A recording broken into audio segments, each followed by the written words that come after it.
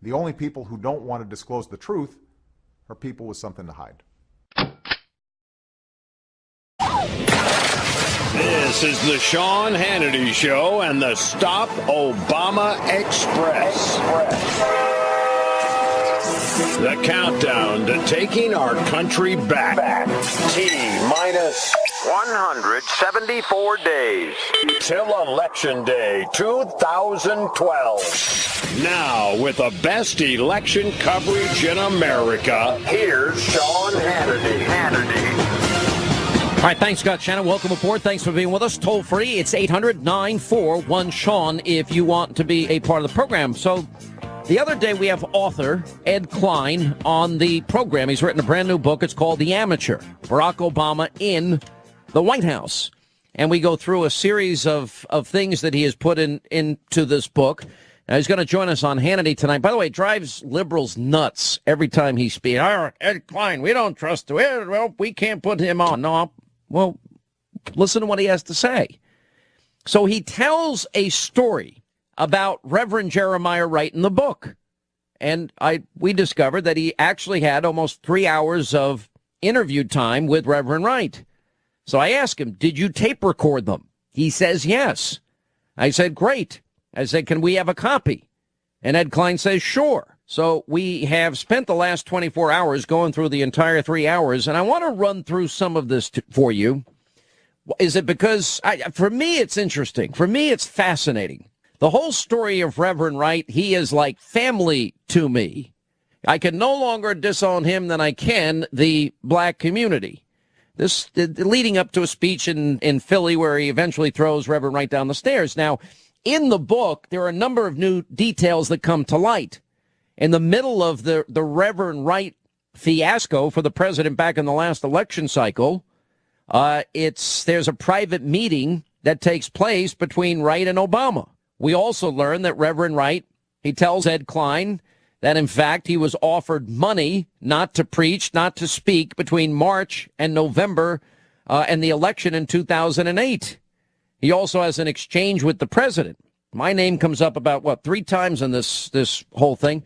Anyway, this is it. This is the interview, the Wright interview, and I want to go through this step by step. Here is Reverend Wright telling Ed Klein he has an email offering him money not to preach. What's in the box? An email offering me money not to preach at all between the explosion of the media the first week in March and November election. Email from whom? One of his friends. Whitaker. Huh? Whitaker. Yeah. All right, pretty interesting. So he's acknowledging here, and it came from Eric Whitaker. Now, this part was not in the book, but Ed Klein told us in the interview that we had with him. We'll get into more details when he's on Hannity tonight. One thing that was pretty interesting to me, again, all little nuggets, all little tidbits, all coming from somebody very close to the Obamas that feels betrayed by Obama. And in this case, he says about the Obamas that, hey, church is not their thing, never was their thing. And Klein points out that it was an integral part of the Obamas' politics, and that, in other words, that church for them seems to just be a constituency that he needed for his political ambition. Listen to this. My point has been, and I haven't said this publicly to anybody, that like you talk about Toni Morrison, or you talk about, I know on occasion, Maya Angelou, you talk about these black women, they grew up in a church, most of them. Yes. She didn't. She grew up in a Hyde Park kind of Jack and Jill Lynx, middle income, who think they're middle class environment. She didn't go to church for 3 years. Father was a priest in Catholic. And when she came to the church, both of them came to the church. Their kids weren't raised in the church like you raise other kids in Sunday school and this, you know? No. No. Because church is not their thing. It never was their thing. We know it wasn't his, but she was not the kind of black woman whose mama made her go to church, made her go to Sunday school, made her go to BYPU if they're Baptist, or Richard Allen if they're Methodist. She wasn't raised in that kind of environment, so the church was not an integral part of their lives before they got married, after they got married. But the church was an integral part of his politics. Yeah. Yeah. Because he needed that base. Mm-hmm. Correct.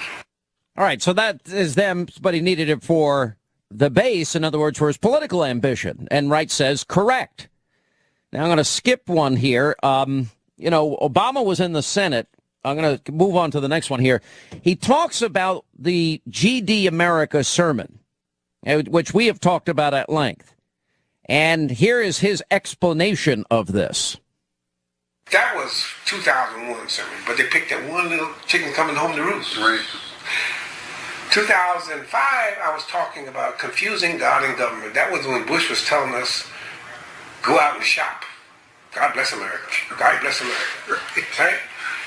And I was talking about how you confuse God and government. Many of us have confused our government, made government God. But governments change. The Hebrew scriptures say, I am the Lord, I change not. God doesn't change. Governments lie. God says, I am not a man that I should lie. God doesn't lie. All right? And I think the last one was changed. Three things about government. But instead of God bless America, that's what you want to say. No, look what America has done. Not God bless America. In the spirit of Amos, Isaiah, where God condemns the nations for what you do, God damn America. Right? They took that one little clip from a 5-year-old son. I said, no, I wouldn't take it back. I was telling the truth. God does not bless everything we do as human beings. And when we oppress the widows, the Hebrew scriptures say, not Christians, when you oppress the widows and orphans, you have no compassion for the poor, God condemns that. Why you want me to take it back? I wish I'd said more. I so I'd have more not to take back. No, I wouldn't change it because I didn't know it was going to be misused, taken out of context, and used, as you said, like a bludgeon. And I said, I've caricatured myself by saying, they used me as the weapon of mass destruction. They wanted me to destroy the masses' confidence in the president or the one who was running for president. All right, so he won't take back GD America, and that's his explanation. Take it for what it is worth. And, the question is this the person that Obama knew all these years, in my mind? Now, Wright says back in 2010 at a speaking engagement in Los Angeles that a pastor came up to him and told him that Hillary Clinton's campaign paid him money to tear down Wright. And the pastor said that Hillary paid black preachers to attack him. And to go back to another point that you raised that was also very true, I really had forgotten about it until 2010. It was 2010. I was in Los Angeles, and there was a pastors' meeting, an interdenominational pastors' meeting, and they asked me to speak. After the questions and answers and all that, one of the pastors came up to me. He said, this has nothing to do with your election. I just want you to know this. Please don't think it was just Republicans after you. I said, what? He said, I was offered money by the Hillary Clinton campaign to tear you down. Really?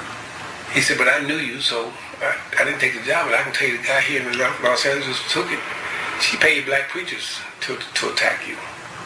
All right, so that's that point. Now, Klein asked Wright if he thinks Obama has helped his fellow African Americans and done things about social inequality. Wright says no. Here's what he says. Barack Obama came to Chicago with the idea that he wanted to do something about social inequality, social justice, and helping his African-American brothers. Now, he's been in the office for 3 years now. Has he done that while he's been in office, in your view?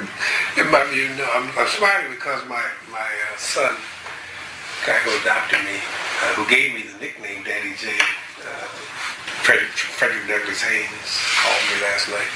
And he said, what's the last night? Wednesday, Tuesday, there was a meeting at the White House. Last night was Thursday. So it was Wednesday. There was a meeting Wednesday at the White House of black religious leaders. Oh, really? Yeah. I didn't know that. And really what it was, he said it was called a conference. And he went to the conference. He said there wasn't no conferring. They told us, here are all the wonderful things Barack has done for the black community. We need you now to get out there and mobilize your troops and get them reelected. Right. So whatever it is that new campaign is saying that he has done for the black community is on that agenda that was handed to them Wednesday at the White House. That's pretty damning. You know, and as the issue has now come into the fore in terms of many black ministers are saying, hey, we don't agree with the president's position on gay marriage. Now, Wright brings up another story about a symposium that took place on Obama and the black agenda. He references some comments that Louis Farrakhan made, and we keep forgetting Barack Obama was selected before he was elected. I don't know what to make of this, but listen to this. Earlier this year, there was an all-day symposium on Barack Obama and the black agenda. And you can Google that, get it off YouTube.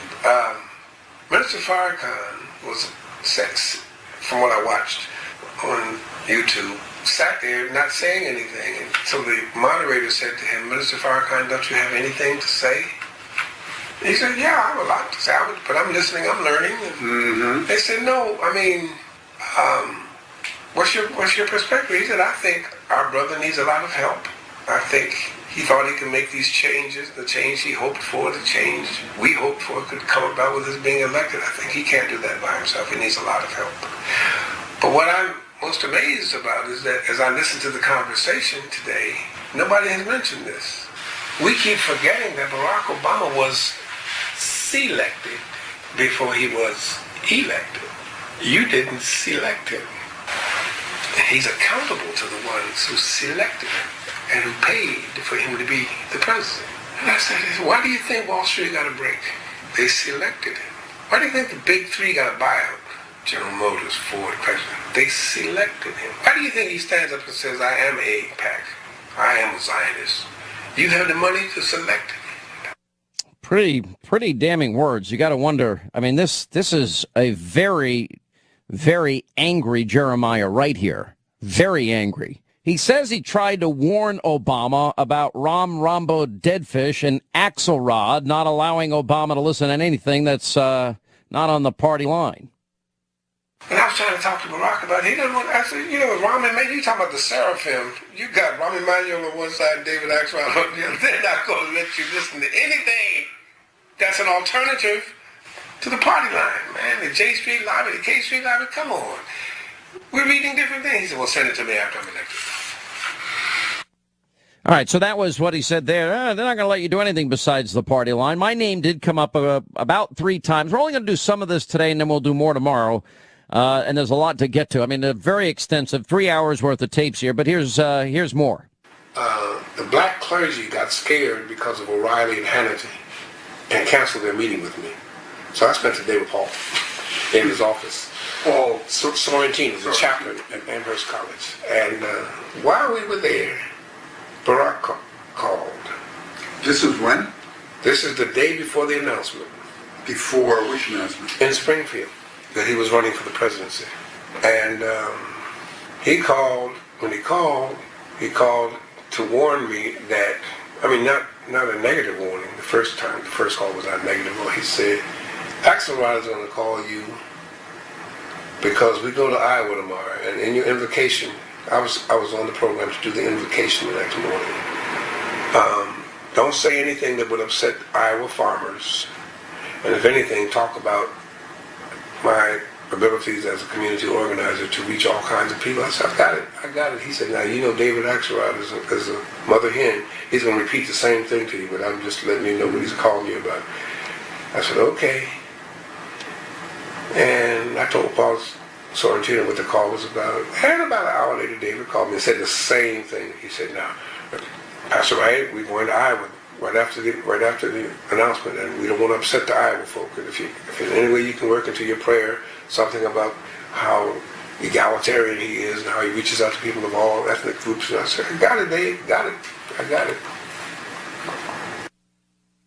I got it. Now, think about that was the first time Obama threw right under the stairs because he was scheduled the day he was going to announce he was running for president in Springfield. Jeremiah Wright was supposed to give the invocation. We don't think so. And it's funny thinking back historically here how angry the media was at me for daring to bring all this stuff up, and Barack Obama was scared to death about his friend, Jeremiah Wright. And I think this is one of the most damning things, if not the most damning thing in this interview. This is where Klein asks Wright if Obama was confident about being elected. This was in their private meeting that nobody knew about when Obama is begging him, please don't speak anymore. And here's what happened. Was he confident about being elected? At that point, yes, and he saw me as yes. He was confident, he was very hopeful, but he saw me as a deterrent, which is why he didn't want me to say anything. How did you two leave each other that day in your living room? He said, I'm sorry you don't see it that way. I said, the most profound thing he said to me that day, he said, you know what your problem is? I said, what's my problem? You have to tell the truth. I said, that's a good problem to have. Which is my point again. Politicians don't have to tell the truth. Truth is what we say it is. Well, I can't live with that. That's why I can never be a politician. But I think that the transformed Barack has become a politician. And when do you think that happened? Once he got in office. Presidency or Senate? Presidency. Presidency. Think about what Wright's saying here to him. I mean, so in a secret meeting they have, Wright is describing that Obama's saying, please get out of the way. You're a deterrent to my ambition here. And he saw me as a deterrent. And then Obama tells him, you know what your problem is? You have to tell the truth. Wright says, well, that's a good problem to have. Wright says, think about how that's basically Wright is saying about his friend that he would say anything to get elected. And they tried to hide it. All right, 800-941-SEAN is our number. We'll continue. Doing the mainstream media's job. Election 2012. The year we vet President Obama. Now, back to the Sean Hannity Show. All right, we're doing the job mainstream media won't do. The only people who don't want to disclose the truth are people with something to hide.